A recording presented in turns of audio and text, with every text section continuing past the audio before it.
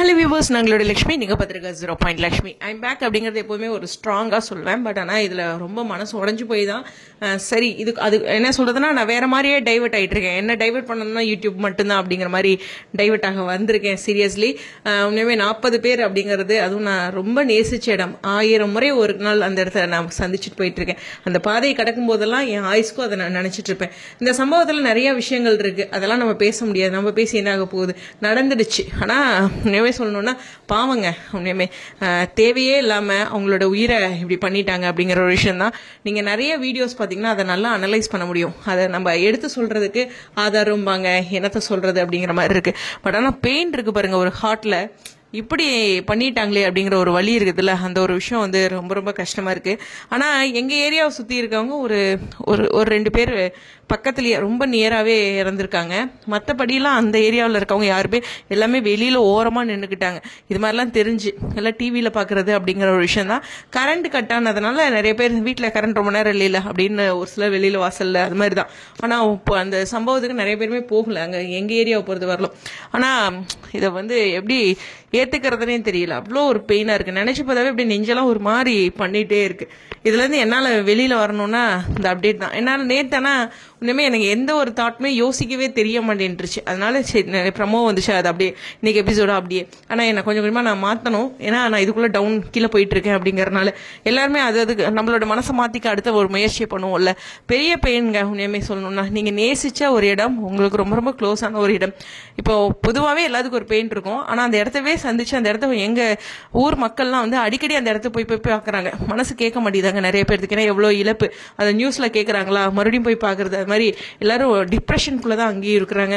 ரொம்ப கடினமான விஷயம். ஸோ இருந்தாலும் எனக்கு நீங்கள் எப்போதும் உறுதுணையாக இருக்கீங்க. நிறைய பேர் வந்து என்னை பற்றி கேட்டது, விசாரித்தது, என் மனநிலை பற்றி கேட்டதுன்னு இருக்கு. எல்லாத்துக்கும் ஒரு விஷயத்தை பார்க்கும்போது ஒரு பெயின் ஏற்பட தான் செய்யும். அதில் எந்த ஒரு மாற்று கருத்தும் இல்லை. உண்மையுமே விஜய்க்கு எவ்வளோ வலி இருக்கும் அப்படிங்கிறது யோசிக்க முடியுது. பசிக்கவே இல்லைங்க உண்மையுமே. அதை பார்க்கும்போது ஒவ்வொரு நியூஸும் ஒருத்தரோட அழுக்குறல் இதெல்லாம் கேட்கும்போது பசிக்கிறதே இல்லை உண்மையுமே. அப்படியே ஒரு மாதிரி மந்தமான ஒரு மனநிலையில இருந்தேன். அழுகையும் ஒரு சமயம் எனக்கே ஆத்திர அழுகையா வருது. அதெல்லாம் நினைச்சு பார்க்கும்போது என்ன சொல்றா, சுதந்திரம் கிடைச்சிருச்சு, எல்லா விஷயங்களும் கிடைச்சிருச்சு, ஆனால் இப்படி தான் நம்ம இருக்கோம் அப்படிங்கிற ஒரு விஷயம். ஏன் எனக்கே ஒரு சில விஷயங்கள் தெரியுது, பேசலாம்னா பேச முடியாது இல்லையா, அதுதான் வாழ்க்கை. ஸோ அதுதான் ஒரு சின்ன சின்ன விஷயங்கள் இருக்கு. இதில் ஜென்ரலாக இன்னொரு விஷயமும் சொல்கிறேன். இந்த மாதிரி இஷ்யூ தானே, நம்ம வேலையை பார்க்கலாம் அப்படின்ட்டு ஏன் அங்கே மீட்டிங் போனோம், வீட்லேயே பார்க்குறதெல்லாம் இருக்குல்ல அப்படிங்கிற மாதிரி இருக்குல்ல. அதே தான் சோஷியல் மீடியாலையும் நம்ம வேலையை பார்க்கலாம். சந்தோஷமாக என்டர்டெயின்மெண்ட்டுக்காக வரீங்க, வன்மத்தை கொட்டாதீங்க, யாரையும் ஹர்ட் பண்ணாதீங்க. நீங்கள் என்ன பண்ணனாலும் வளர்ற யாரையோட வளர்ச்சியும், எல்லா இடத்துக்கும் சொல்கிறேன், விஜய்க்கும் சொல்கிறேன், என்ன பண்ணாலும் யாரோட வளர்ச்சி யாராலையும் தடுக்க முடியாது. நம்ம பிறக்கும் போதே அடிக்கடி நான் சொல்கிற விஷயம், நேராக எல்லா லைனும் எழுதியிருப்பாங்க.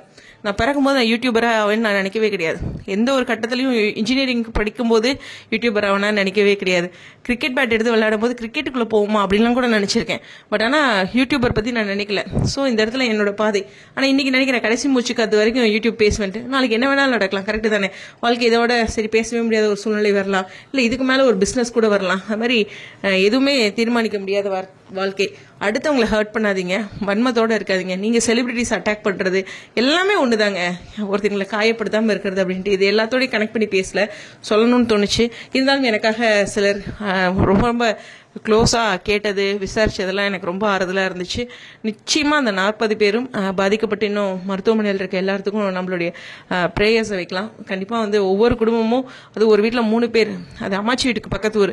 ஸோ அந்த 3 பேர் அப்படிங்கும்போது காசுலாம் கொடுக்கலாங்க, காசுலாம் சம்பாரிச்சிடலாம். நான் எப்பயுமே சொல்கிறதுனா காசு சம்பாரிச்சிடலாம்.